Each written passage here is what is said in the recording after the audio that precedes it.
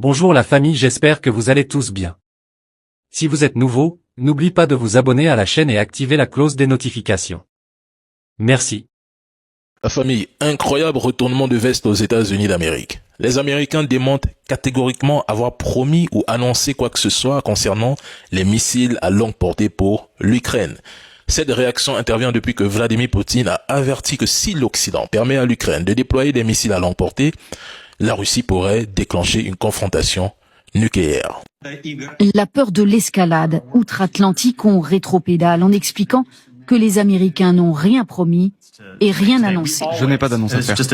C'est juste une déclaration générale qui concerne la possibilité de venir en Ukraine. Discuter avec les Ukrainiens pour savoir ce dont ils ont besoin et comment nous pouvons les soutenir au mieux. Je sais que vous avez entendu Monsieur le Secrétaire dire que nous nous adapterons et que nous ajusterons ces politiques autant de fois que nécessaire pour aider au mieux.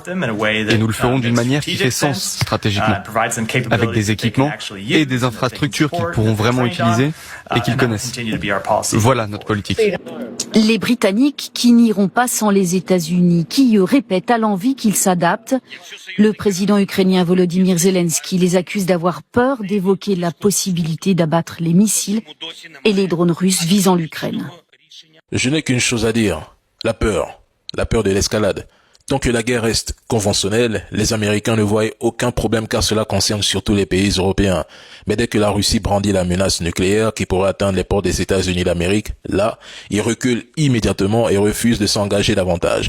Mesdames et messieurs, les Britanniques ont été clairs avec le président Joe Biden. Ils ne permettront jamais à l'Ukraine de lancer leurs missiles à longue portée si les États-Unis ne font pas de même avec les leurs. En d'autres termes, ils ne s'engageront pas contre la Russie si les États-Unis d'Amérique ne prennent pas l'initiative ou font le premier pas. Le message américain est clair. Faites ce que je dis, mais ne faites pas ce que je fais. Mais personne ne suivra cette voie. L'élite américaine a réussi à diviser Européens, Asiatiques, Américains et même Africains. En Afrique, cela dure depuis des décennies avec de nombreux coups d'État soutenus par eux.